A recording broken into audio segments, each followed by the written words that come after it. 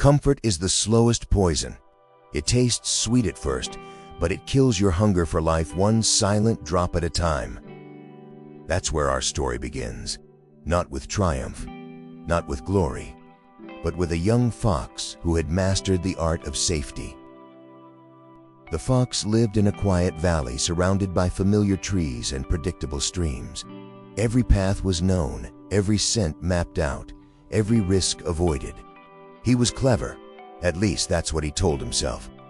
While other creatures chased shadows into the mountains, the fox stayed close, eating the same berries, drinking the same water, running the same routes. He thought he was wise, safe, untouchable. But here's the truth. Safety is just another word for stagnation. And the fox was rotting, though he didn't know it yet. One morning, the ground trembled. A storm swept through the valley, flooding the stream, ripping trees from their roots, erasing every trail the fox once knew. His map of certainty turned to mud. His kingdom of safety was gone overnight. Terrified, the fox climbed to higher ground. That's when he saw something he had never seen before: the horizon. Mountains, towering, jagged, dangerous. Forests, endless, dark, filled with echoes he couldn't name. And beyond it all, a golden light breaking through the clouds. It was terrifying. It was beautiful. It was unknown. The fox now had a choice: stay in the broken valley, clinging to scraps of what once was, or step into the uncharted wilderness where every step promised both danger and possibility. He hesitated. Fear whispered, "What if you fail? What if you starve? What if you never return?" But another voice, quieter, sharper, cut through the fear. "What if this is the life you were meant to live?" So the fox moved. The forest was cruel. Thorns cut his paws. Hunger gnawed at his stomach. Nights echoed with howls of predators.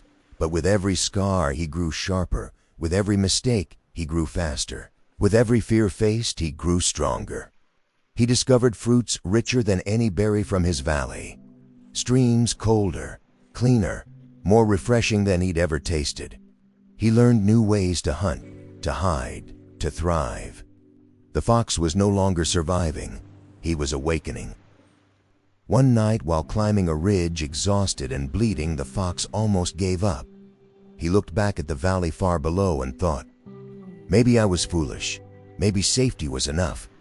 But then he looked up, and there it was, the horizon again. This time closer, the golden light brighter.